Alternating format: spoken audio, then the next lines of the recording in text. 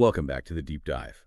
Today, we are really immersing ourselves in the source material about, well, one of the most powerful organizations in Washington, D.C., the American Israel Public Affairs Committee, or AIPAC. For decades, AIPAC has been almost synonymous with influencing U.S. policy towards Israel. But recently, something's changed. They've jumped headfirst into electoral politics, big money spending, and it's really shaking up congressional races. Okay, let's unpack this. Our mission here is to understand AIPAC's history, its influence, that traditional lobbying model, and then really dig into this recent transformation and the controversies surrounding it. Yeah, and what's really interesting from the courses is how AIPAC, while calling itself bipartisan, has largely operated without a sort of equally funded major counterweight in the lobbying sphere. That's allowed it to really solidify its influence, particularly, with Congress. Right. And to understand that power, you really have to go back to the beginning. Its founding wasn't just about policy. It was born from a pretty intense international crisis. That's exactly right. We're talking 1953. The group that eventually became AIPAC was founded by Isaiah Keenan, and it was partly, maybe largely, a direct response to the global outcry after the Qibya massacre in October 53. Oh, yeah. Yes, Israeli troops, actually led by Ariel Sharon at the time, killed at least 69 Palestinian villagers. The sources say about two-thirds were women and children. The international condemnation was swift, and American Jewish leaders felt this urgent need to mobilize to defend Israel and ensure U.S. support remained solid. So designed for rapid political response right from the get-go. Yeah. But they hit regulatory hurdles pretty quickly, didn't they? About who exactly they were representing. They did. In the early 60s, the Kennedy administration, JFK, and especially Bobby Kennedy as Attorney General, decided to enforce the Foreign Agents Registration Act, ARA. FARA requires groups acting for foreign powers to register. Exactly. And that enforcement pushed AIPAC's parent organization at the time, the American Zionist Council, to register as a foreign agent in 1966. But AIPAC itself, the organization we know today, it managed to avoid that. It did. The parent group dissolved, but AIPAC continued on its own. And crucially, it chose not to register under FARA. Their argument was, and still is, that they represent American citizens concerned about the U.S.-Israel relationship, not the Israeli government directly. A critical distinction legally, though obviously debated. Constantly debated. But it allowed them to carve out that space as the primary legislative lobbying arm for that strong relationship. Okay, so they navigated the legal side. Then comes the rise period, post-1973 Yom Kippur War. The budget just explodes, right? From like $300,000 to, what was it? Over $7 million by the late 1980s. A huge jump. And they started translating that money into real political clout, into that reputation you mentioned earlier. The whole not to be trifled with image. How did they build that? By showing they could impact elections. The sources point to a couple of really key early examples in Illinois, actually. In '82, they backed the opponent who defeated Representative Paul Finley, who'd been seen as maybe too open to talking with the PLO. Okay, so targeting perceived critics. And then, maybe even more significantly, in '84, they went after Senator Charles Percy. He was the chairman of the Senate Foreign Relations Committee. A powerful position. And they helped unseat him. Why? Just because he'd supported selling AWSCS surveillance planes to Saudi Arabia, that was enough. Defeating him sent a massive signal across Capitol Hill. Wow. But it wasn't just about throwing money at opponents, was it? There was this grassroots strategy, too, developed by Thomas Dime. Oh, absolutely meticulous. The sources describe this incredibly detailed, almost personal approach, building a network to reach literally every member of Congress. How personal are we talking? Well, the claim is local staffers would try to befriend potential candidates way back when they were maybe just on student council. Sort of, if you ever dream of running for office, AIPAC wants to know you. So cultivating influence from the ground up over years, potentially. Exactly. And finding points of connection. If a Congress member rides a Harley, they'd find a liaison who also rides a Harley. It's all about building rapport, trust, and ensuring immediate personalized access when they need it. Okay, so they build the access, they have the reputation. How does that translate into specific policy wins? What are the core demands we see in the source material? Well, number one, absolutely paramount, is securing substantial U.S. aid for Israel. That's always been the top priority. And they've been pretty successful there. Phenomenally successful. Think back to 2009. The sources mention AIPAC requesting $2.775 billion in military aid for the next fiscal year.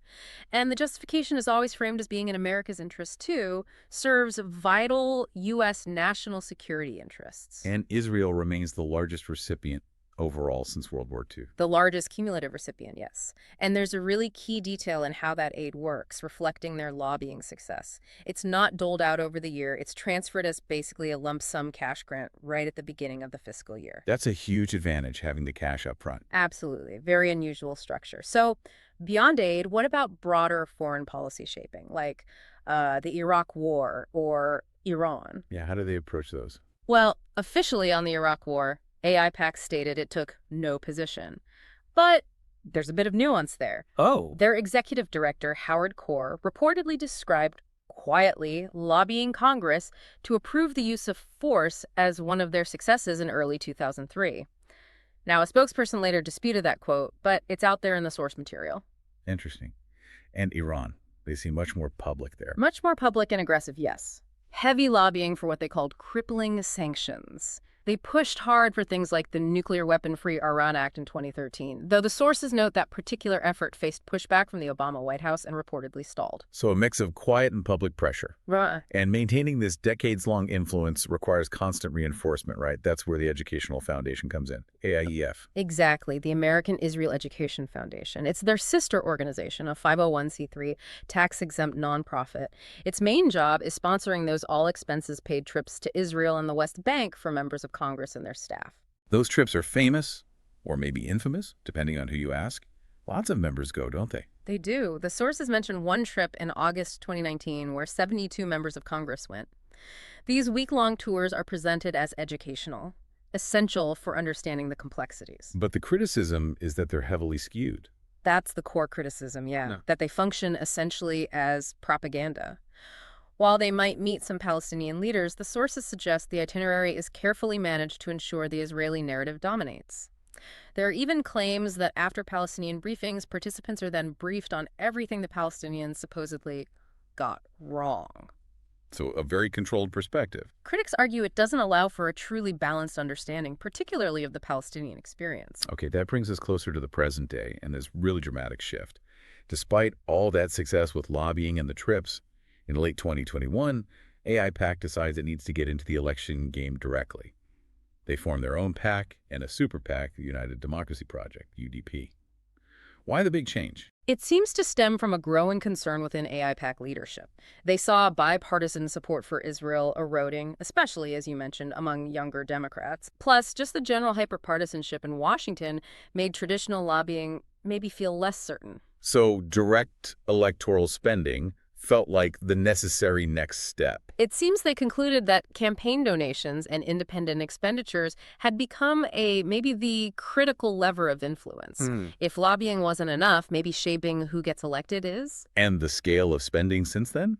It's really what's grabbing headlines. Yeah. The sources say the pro-Israel lobby spent at least $45.2 million just in the 2024 cycle.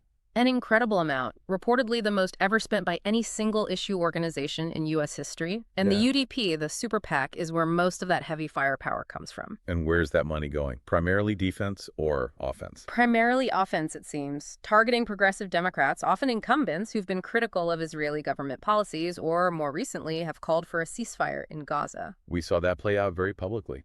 Very publicly. The UDP spent huge sums, the sources cite over $20 million, combined successfully helping defeat Representatives Cori Bush in Missouri and Jamal Bowman in New York.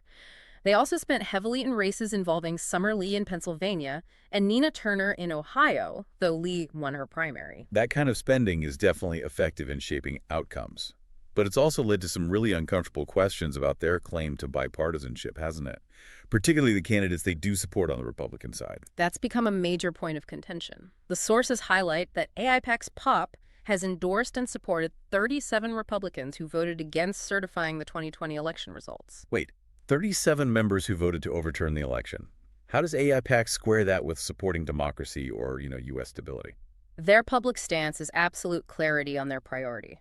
They state, and I'm quoting the gist here, that the sole factor for supporting any candidate, Democrat or Republican, is their stance on strengthening the U.S.-Israel relationship, period. So support for Israel trumps concerns about undermining U.S. election results. That appears to be the explicit position, and it's drawn sharp criticism, even from former allies.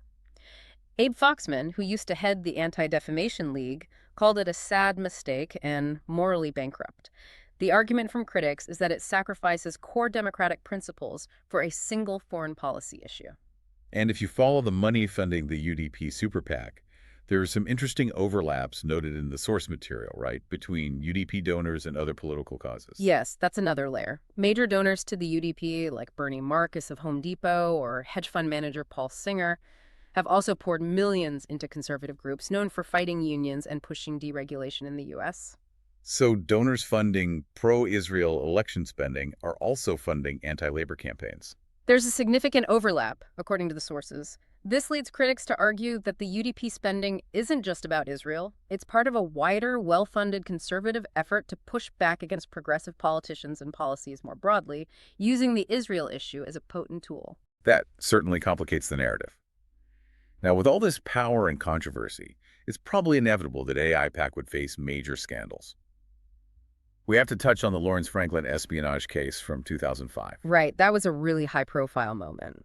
Lawrence Franklin, a Pentagon analyst, actually pleaded guilty to sharing classified information orally, the sources stress, not documents about U.S. policy towards Iran. And he shared it with whom? With two senior AIPAC officials at the time, Stephen Rosen and Keith Weissman. They were subsequently fired by AIPAC. The core allegation was illegal gathering and disclosure of national defense information. But the charges against Rosen and Weissman were eventually dropped, which surprised many people. Why? It came down to a specific and quite high legal standard set by the judge, T.S. Ellis III. He ruled that for the prosecution to win under the Espionage Act in this context, they had to prove Rosen and Weissman intended to harm the United States or specifically help a foreign power against the U.S. Not just that they passed secrets to a friendly nation like Israel. Exactly. The judge's interpretation implied that sharing secrets with an ally without intent to harm the U.S. itself didn't meet the bar for conviction under that statute, in his view. It was a controversial ruling, setting a high bar for such prosecutions, and the charges were dropped. Franklin, who cooperated, had his sentence reduced later. Fascinating legal distinction there. Okay, finally, let's talk about the internal criticism. AIPAC presents itself as the voice of pro-Israel America, but does it truly represent the diversity of views within the American Jewish community? That's a frequent criticism highlighted in the sources. Critics argue AIPAC often represents only the more right-leaning perspectives on Israeli policy, not the full spectrum of American Jewish opinion, even among those who strongly support Israel's existence and security. Is there data to back that up? There is. The sources cite a Pew Research Center poll finding, for example, that only 38% of American Jews believe the current Israeli government is making a sincere effort towards peace. And 44% actually think settlement construction hurts Israel's own security. So there's clearly more nuance in dissent than AIPAC's monolithic stance in D.C. often reflects. Which brings us back to that quote from former Congressman Brian Baird. It really sticks with you. It does. His observation that the question on the House floor too often becomes, how is AIPAC going to score this, rather than what's right for the U.S. That suggests a profound level of influence, where legislative action is potentially shaped more by an outside group's scorecard than by independent policy judgment. So, looking at the whole picture, AIPAC's journey is quite something. From its founding in crisis, navigating those early FER challenges, building decades of lobbying power and securing massive aid, to now this pivot, becoming this electoral powerhouse, spending unprecedented sums, reshaping Congress, and igniting fierce debates about influence, money, and priorities. Absolutely. Right. And that initial impulse back in the 50s, galvanized by events like Qibya, this idea that American leadership must find a way to support Israel, almost regardless of the circumstances, seems to echo even today. It really leaves you, the listener, with a crucial question, doesn't it? Which is? In this current era where AIPAC demonstrably prioritizes that unwavering support for the U.S.-Israel relationship above nearly all else, even above, say, concerns about candidates who challenge U.S. election integrity, what does that mean long term? What are the implications for the traditional bipartisan consensus on foreign policy? And looking forward, how effectively can these newer counter-movements, like the Reject AIPAC's groups, realistically challenge that kind of financial and political force? That's really the terrain going forward.